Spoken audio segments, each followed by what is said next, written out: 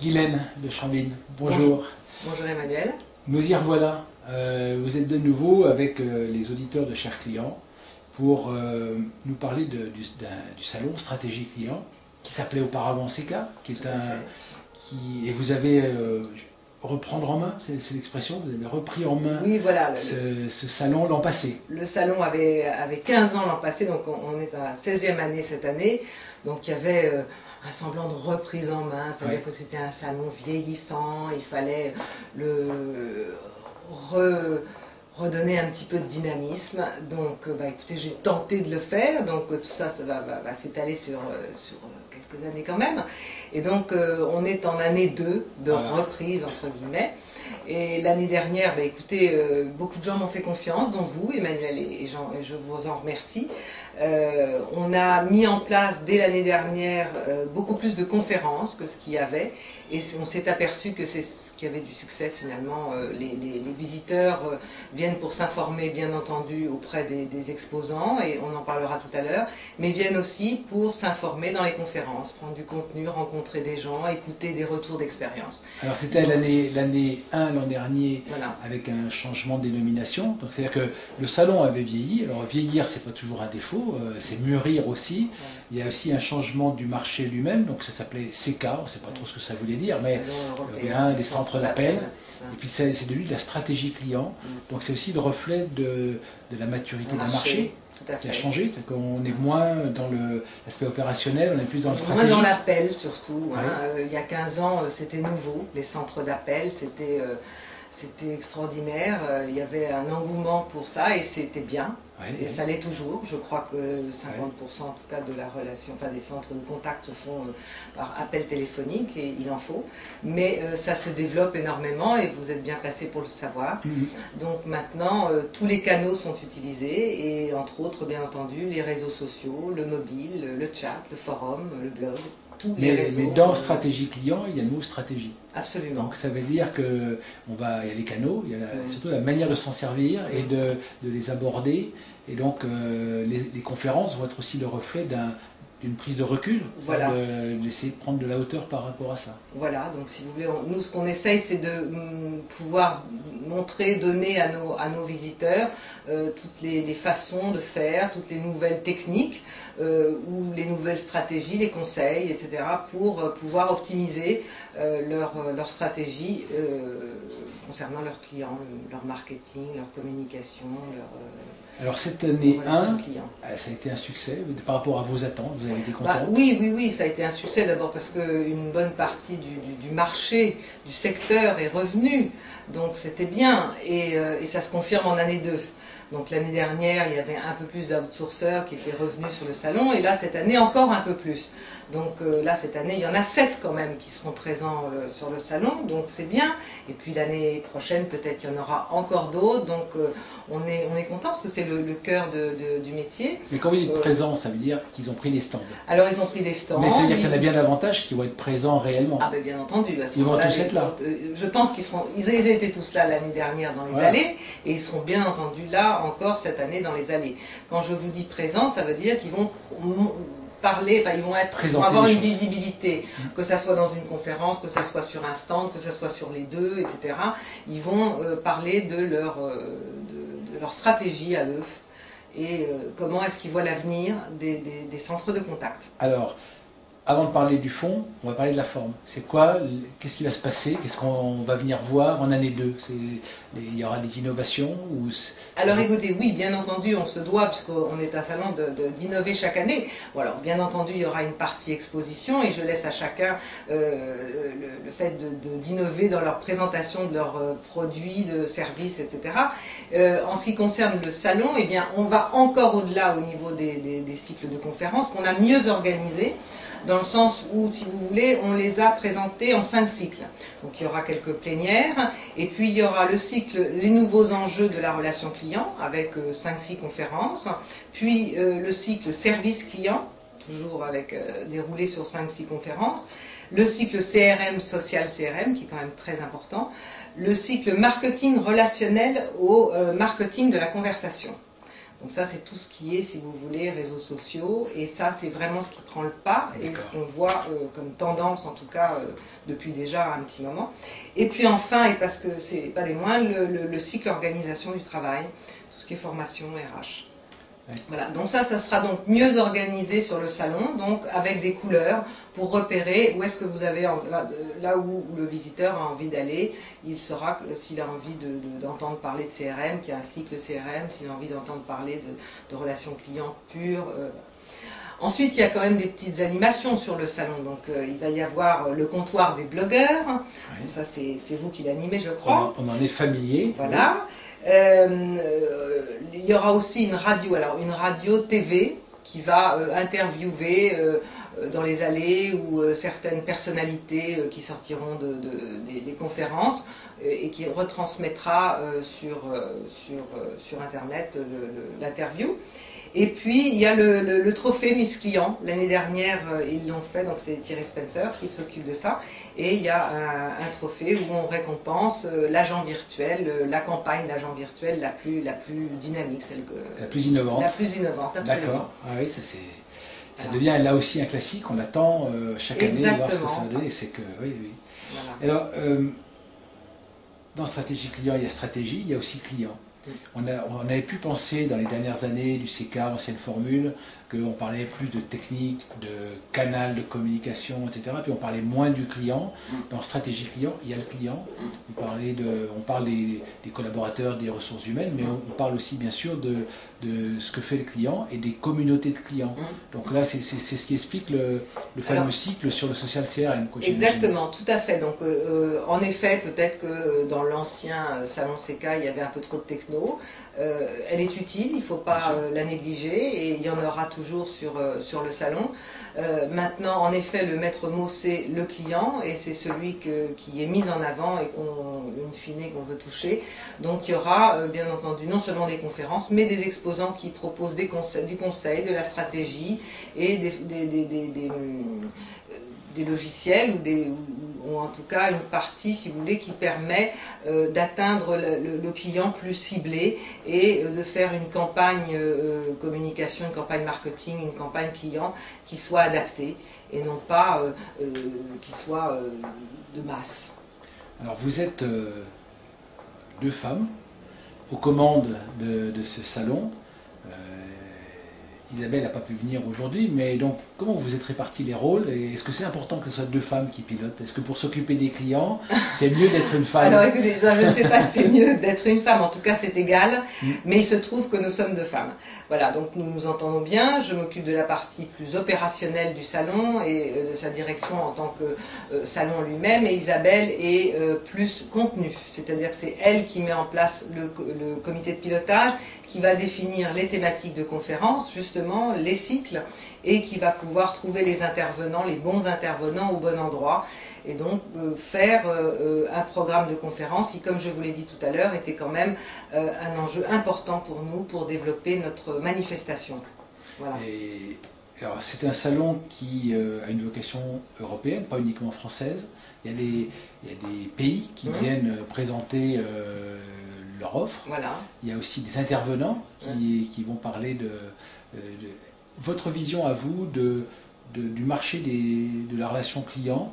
Est-ce que c'est un marché global? Est-ce que c'est des tas de micro-marchés? Bien entendu, il y a comme il y a toujours eu beaucoup de centres de contact dans les pays du Maghreb, et ils existent toujours, même s'il y a eu des mouvements politiques qui ont fait que certains pays ont été plutôt en arrêt pendant quelque temps. Ça va redémarrer, ça fait partie de l'histoire, et ils existeront toujours pour des raisons de coût. Voilà. Et je pense que sur place, les téléconseillers vont être de mieux en mieux formés. Donc il y aura une réelle concurrence avec la France. Bon, après, à chaque fois, savoir ce que le client veut faire, s'il veut avoir du très très quali ou s'il veut avoir... Ça dépend un peu de la campagne. Maintenant, il y a aussi une chose qui se développe et c'est assez récent, c'est l'Europe. Oui. Et il y a maintenant des centres de contact, surtout en Europe de l'Est, qui peuvent être entre le centre de contact purement français et le centre de contact plutôt du Maghreb. Donc on aura des conférences qui nous apporteront, si vous voulez, des lumières et un éclairage sur comment fonctionnent et quelles sont leurs cibles. Et par rapport aux grands marchés européens que sont l'Allemagne, le Royaume-Uni, qui ont, par exemple, quand on parle de l'Angleterre, de l'Écosse, l'Irlande, Pays-Bas, Belgique, ce sont des pays qui se sont développés il y a une quinzaine d'années pour le marché américain, enfin grâce au marché américain qui attaquait l'Europe en globalité, dans des grands centres multilingues, etc. Voilà, vous avez... On entend toujours autant parler, ça vous semble être une tendance qui va se renforcer? Est-ce que vous avez l'impression que les clients sont à la recherche de cette problématique de globalisation européenne? Ou est-ce qu'on est toujours en train de travailler pays par pays? Vous le sentez comment? Alors écoutez, moi je pense que si vous voulez, mais ça c'est une réflexion personnelle, qu'il y aura toujours une globalisation, mais la langue fait beaucoup, c'est-à-dire qu'il est clair que dans ces grands centres d'appel qui étaient localisés dans des pays anglophones, eh bien vous pouviez avoir des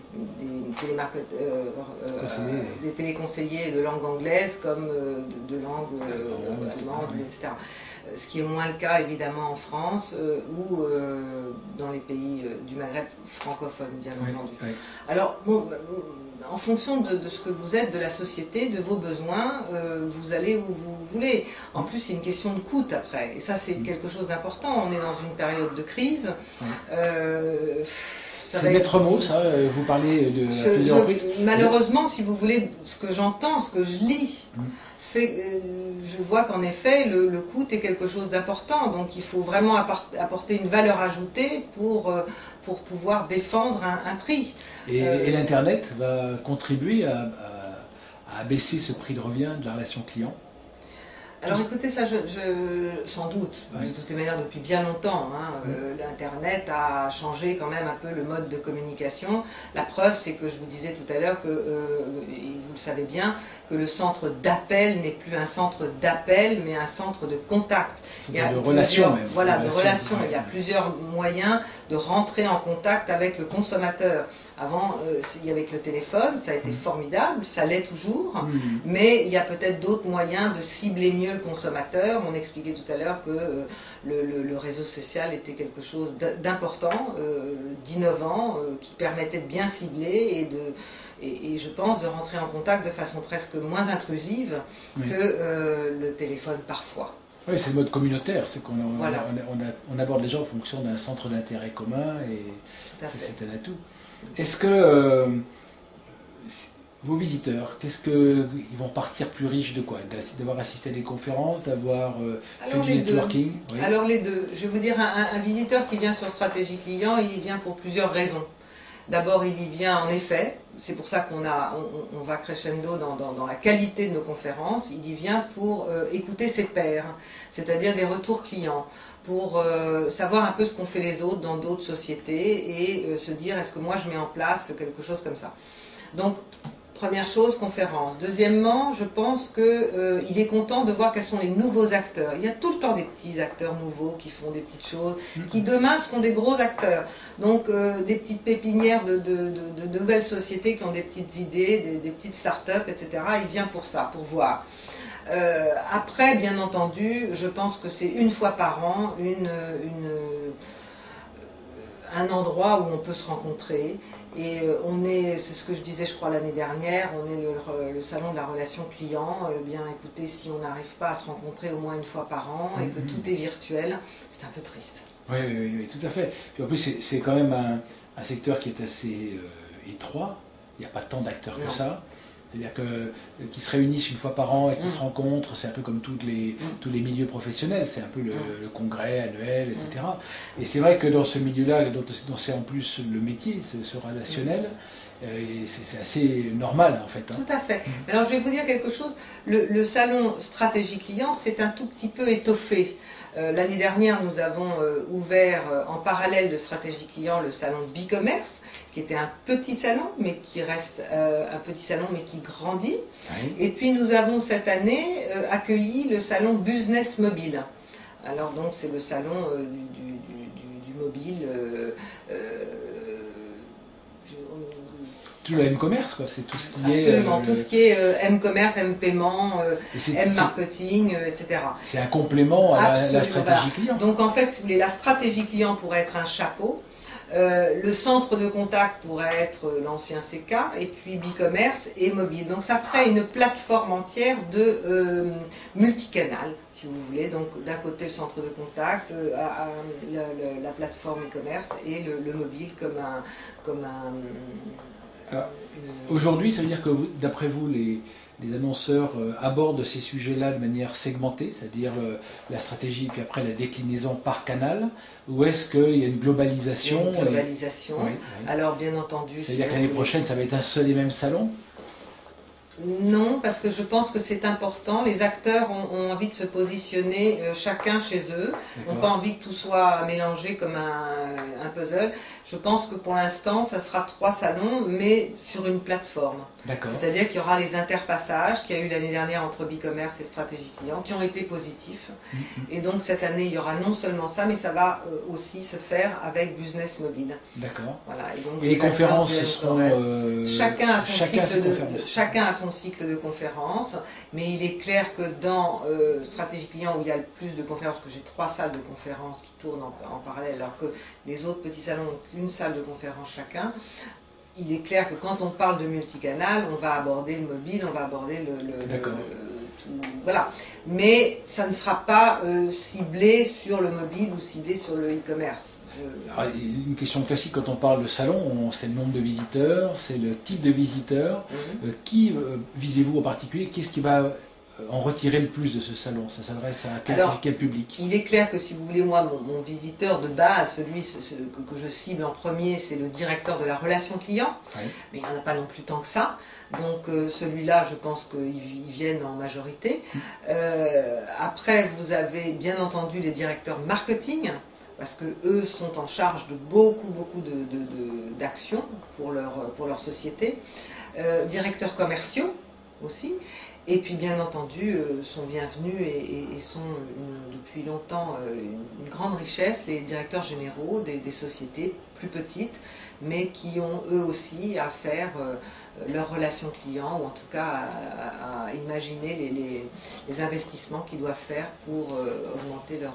Alors on entend souvent les professionnels de la relation client déplorer que cette stratégie client ne soit pas partie intégrante des comités de direction des très grands groupes.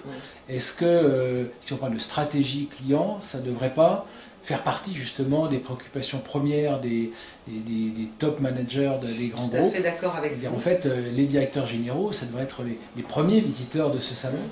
C'est peut-être trop technique pour eux? Non, parfois, donc ça dépend, ils ne vont pas toujours voir les mêmes exposants que les autres. Il est clair que si vous voulez, eux, ils viennent vraiment pour s'informer, alors que d'autres viennent peut-être plus... eux viennent pour s'évangéliser, alors que les autres, si vous voulez, sont vraiment plus techniques et rentrent dans l'offre précise. Je dirais que 40% de notre visitorat, c'est le directeur général d'une société petite ou moyenne. D'accord. Et vos conférences plénières, c'est combien de personnes en moyenne? Alors écoutez, dans une salle, nos salles font à peu près 160 personnes, donc en général elles sont pleines. Oui. Voilà. Donc il y a une vraie appétence pour ces conférences. Oui, d'abord je vais vous dire, c'est des manifestations gratuites, donc tout le monde peut venir à partir du moment où ils sont professionnels. Et je pense qu'il y a un vrai intérêt à écouter, comme je le disais tout à l'heure, ces pairs parler de leur métier, leurs expériences. Voilà. Merci beaucoup. Guylaine, il vous reste à vous souhaiter un très beau salon, à nous souhaiter un très beau salon, parce que et puis en plus toute la profession a besoin d'un salon qui se développe et qui la représente. Et je pense. C'est une bonne chose pour nous et on vous souhaite longue vie. Merci beaucoup.